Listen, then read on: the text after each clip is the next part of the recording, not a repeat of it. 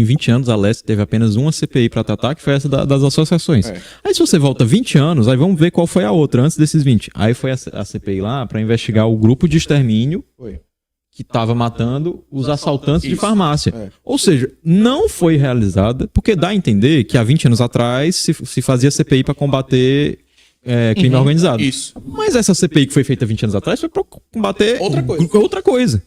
Combater grupos de policiais militares que estavam fazendo justiça com as próprias mãos, o que é errado, mas que não é tão errado quanto o crime organizado. Né? Então, há 20 anos atrás, a Assembleia combatia o crime organizado. Também não.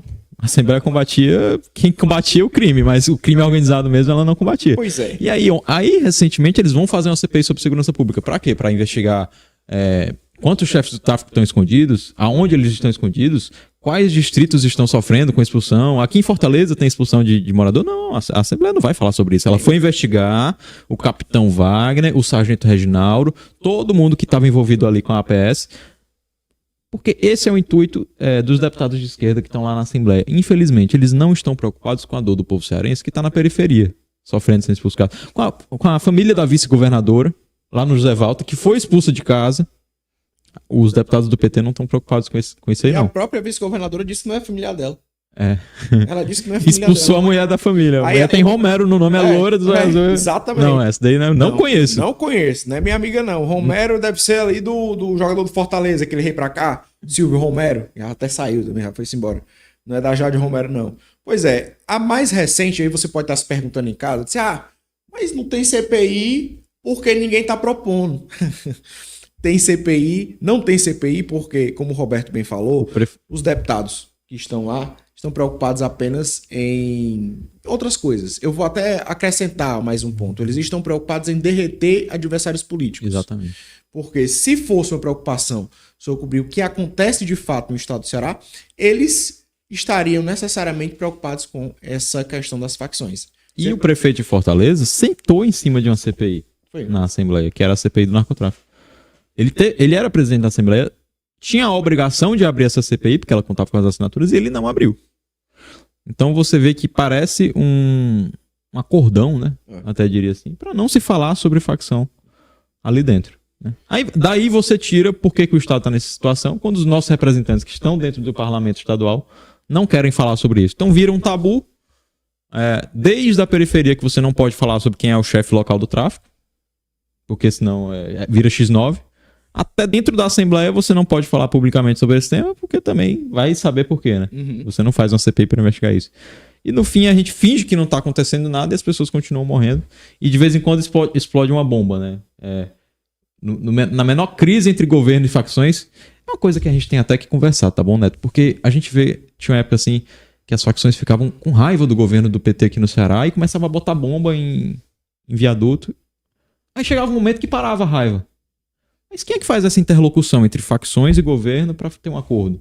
Boa pergunta. Por que chega um momento que elas ficam com raiva e um momento que elas não têm mais raiva? Porque a gente não vê isso em outros lugares do Brasil. O governo não tá dando o que a gente quer, vamos começar a botar bomba. Aí os caras começam a pressionar, aí do nada para.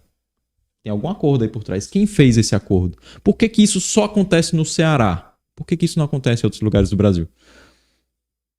É uma boa pergunta. A indagação tem que ser respondida aí pelos especialistas. Tomara que não sejam de esquerda, porque senão vai dizer que nós estamos aterrorizando. Porque essa é a moda, né?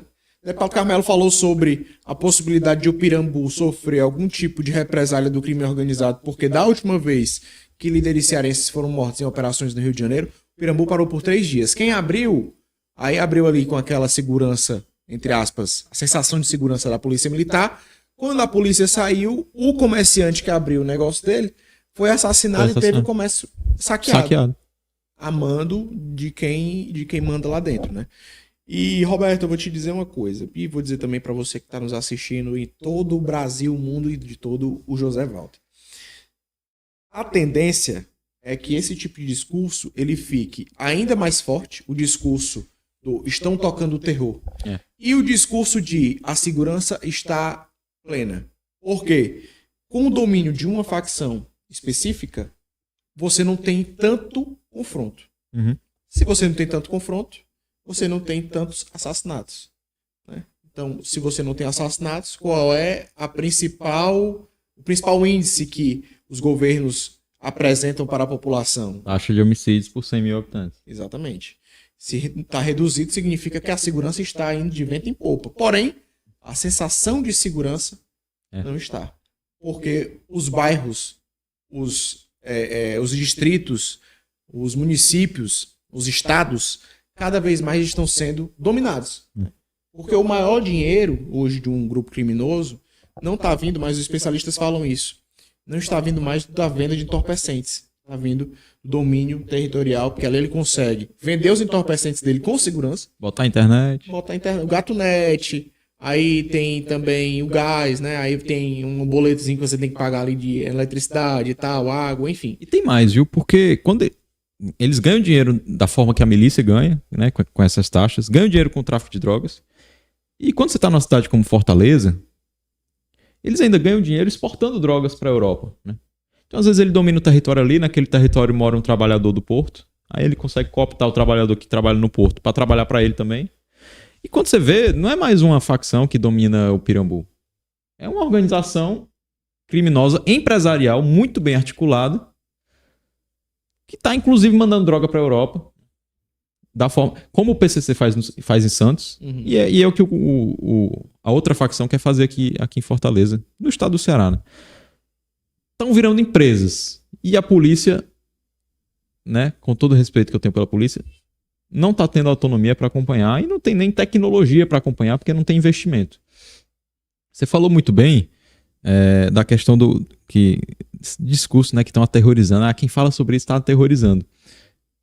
Rapaz, você pode ter uma parcela da população conivente com o crime. E ela é grande, ela é muito maior do que a gente imagina. Eu diria que hoje 10% da população, no Rio de Janeiro até mais, né? Você vê que fica todo mundo chorando ali quando tem os copos. Quanto mais o governo impulsiona esse discurso de que o deputado de oposição está aterrorizando, está fazendo terror, mais você dá margem para as pessoas serem coniventes com o crime.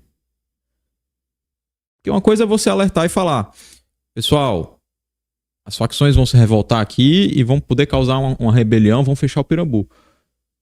Quando você alerta sobre isso e vem alguém dizer que você está aterrorizando, você está dando margem para a facção ir lá e fazer aquilo mesmo. Porque se o que ele está dizendo é terror, então não tem possibilidade disso acontecer. Aí quando acontece, aí ele fica de mentiroso. Vamos lá, né? A gente sabe qual é a realidade, a gente sabe que isso já aconteceu antes. Inclusive, quando morreu um turista do Piauí no Pirambu, a polícia foi lá dentro pegar quem matou. E quando a polícia fez isso, a população da comunidade se revoltou e foi para leste-oeste. Né? Isso é recente, isso é do ano passado. Então, é uma realidade de Fortaleza que quando a polícia aperta o nó contra a bandidagem, eles fazem como fazem no Rio de Janeiro. Vão protestar. A população desceu ali, acho que era do Oitão Preto ali, que fica do lado da estação de metrô. A população desceu a escadaria, foi para leste-oeste, inclusive tinha traficante procurado, indo protestar, que foi preso pelo BEP. Né? Ou seja, Fortaleza está se transformando cada vez mais num cenário parecido com o Rio de Janeiro e a tendência é piorar. E quando você vê um governador com esse discurso, na verdade ele não fala, né? Ele bota o papagaio dele para falar. Quando você vê um secretário de governador com esse discurso de que o deputado está aterrorizando a população, meu amigo, ele não está preocupado com você, não. O deputado está querendo lhe alertar sobre algo que está acontecendo. Quando ele vem e diz, isso aí é terror, ele quer que aconteça e que ninguém saiba. Essa é a verdade. É verdade. Ele não tem coragem de lhe falar que aquilo pode acontecer, porque já aconteceu, porque esse é o histórico. E se porventura, vamos pensar juntos aqui. Se porventura, em Uiraponga, um homem foi brutalmente assassinado, deixado em praça pública, você falar sobre esse ato é estar cometendo ou estar colocando a população sob terror, ou você está relatando o terrorismo que já está acontecendo? É simples. Eu acho que a conta ela é muito simples. Ela fecha. Nós estamos percebendo isso há muito tempo. Um vídeo que me traumatizou e vai me traumatizar pro resto da vida é aquele vídeo que foi aqui, se não me engano, na Barra do Ceará, no Mangue, né, que os criminosos lá torturaram brutalmente duas mulheres, assim, esquartejaram elas praticamente em vida ainda. Os primeiros membros dela foram esquartejados, ela tendo que esticar o braço para ele meter a faca nela. Então, enfim, tema difícil que causa desesperança. E aí, quando querem regulamentar as redes sociais, é por isso, né? Você acha que o vídeo do Carmelo não tinha caído? com a rede social regulamentada, Com certeza. tinha caído, ia ter um banner lá. Fake news, é conteúdo aterrorizador, causando medo na população. Esse vídeo foi removido. Uhum. Com certeza. Porque não se pode mais falar a verdade. Se você fala a verdade, você tá aterrorizando a população. E se você esconde a verdade, você tá fazendo o quê?